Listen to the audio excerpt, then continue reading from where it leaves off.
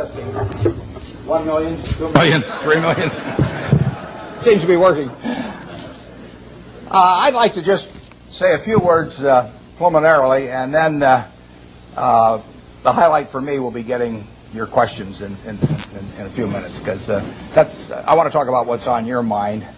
I urge you to throw hard balls. It's more fun for me if you put a little speed on the pitches as they come in. You can ask about anything except last week's Texas A&M game. That's off limits.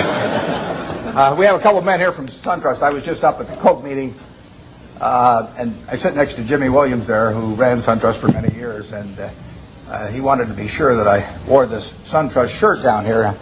I've tried to get sponsorship on the senior golf tour. I haven't had much luck, but now on the Bankers tour, I'm doing a little bit better. And he says I got a percentage of the increase in deposits from Gainesville. So I'll go out for SunTrust, dear old SunTrust. I would like to talk for just 1 minute to the students about your future when you leave here, because you're going to learn a tremendous amount about investments, and you'll learn enough to do well. You've all got the IQ to do well.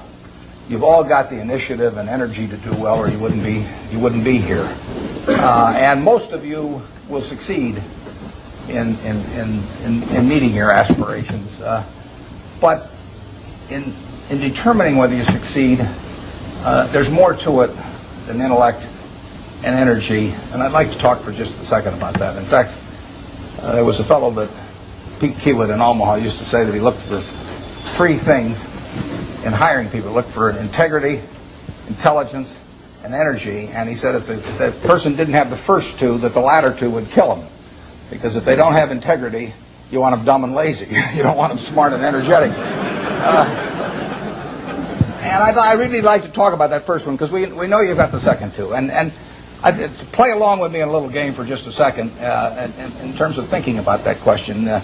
You've all been here, I guess almost all of your second-year MBAs, and you've gotten to know your classmates. And think for a moment that I granted you the right to buy 10% of one of your classmates for the rest of his or her lifetime.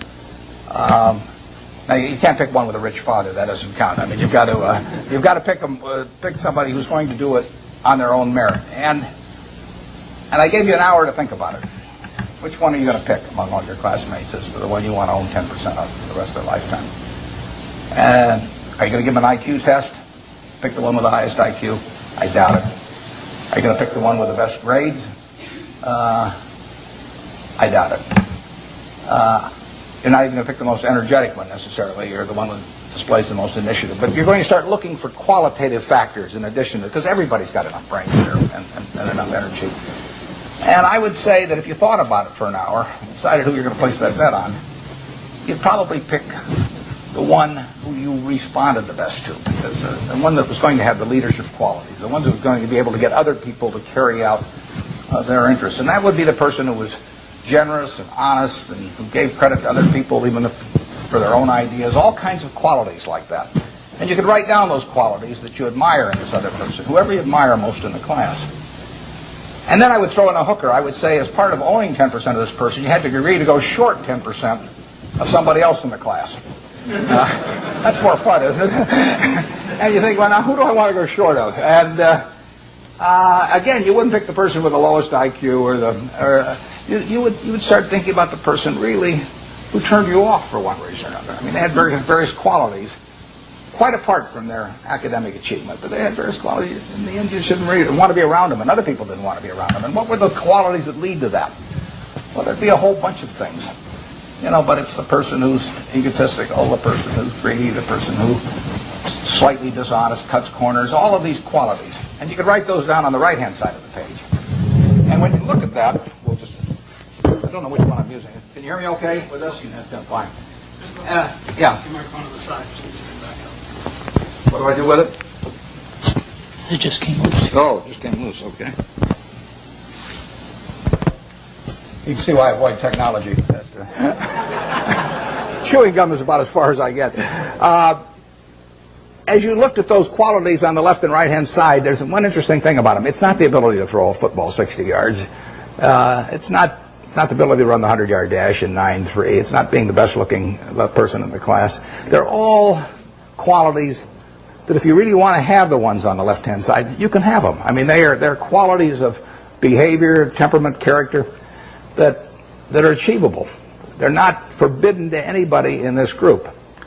And if you look at the qualities on the right-hand side, the ones that you find turn you off in other people, there's not a quality there that you have to have. If you have it, you can get rid of it, and you can get rid of it a lot easier at your age than you can at my age, because most behavior is habitual, and they say the chains of habit are too light to be felt until they're too heavy to be broken.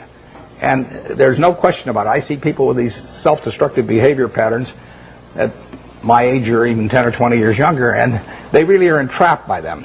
They go around and they do things that turn off other people right and left, and they don't need to be that way, but by a certain point they get so they can hardly change it. But at your age, you can have any habits, any patterns of behavior that you wish. It's simply a question of which you decide, and why not decide the ones that, I mean, if you like, Ben Graham did this, and Ben Franklin did it before him, but Ben Graham in his low teens looked around and he looked at the people he admired, and he said, you know, I want to be admired, so why don't I just behave like them? And he found there was nothing impossible about behaving like them.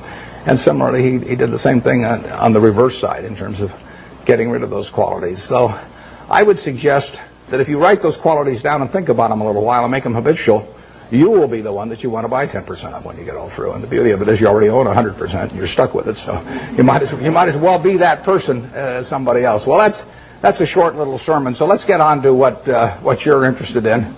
And like I say, you can go all over the lot. So I don't know exactly how we're going to handle this, but let's start with a hand here someplace or other. Where do we go with the first one? Yeah, right here. Your thoughts about Japan. My thoughts about Japan? I'm not a macro guy. Now I say to myself, Berkshire Hathaway can borrow money for 10 years at 1% in Japan now. 1%. And I say to myself, gee, I took Graham's class 45 years ago, and I've been working hard at this thing all my life. Maybe I can earn more than 1%, you know, if I really worked hard at it. 1% annually. It doesn't seem impossible, does it? So I wouldn't want to get involved in currency risk, so I'd have to do it in something that was yen denominated. So I have to be in Japanese real estate or a Japanese business or something of the sort, and all I have to do is beat 1%, and that's all the money's going to cost me, and I can get it for 10 years. So far, I haven't found anything.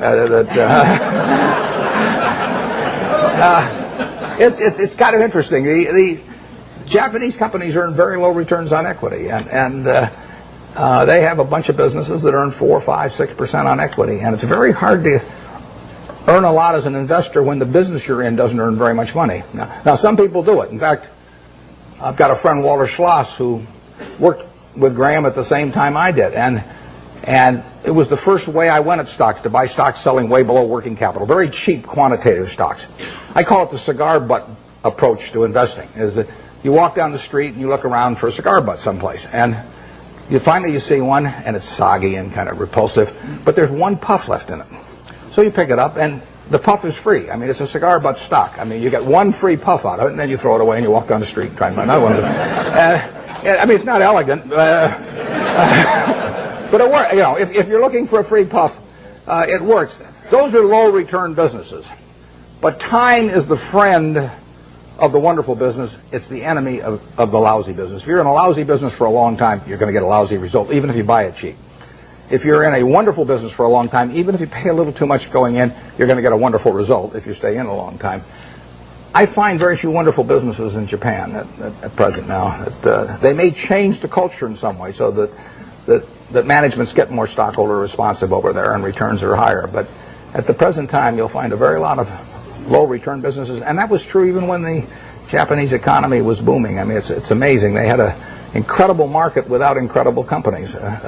They were incredible in terms of doing a lot of business, but they weren't incredible in terms of the return on equity that they achieved. And that finally caught up with them.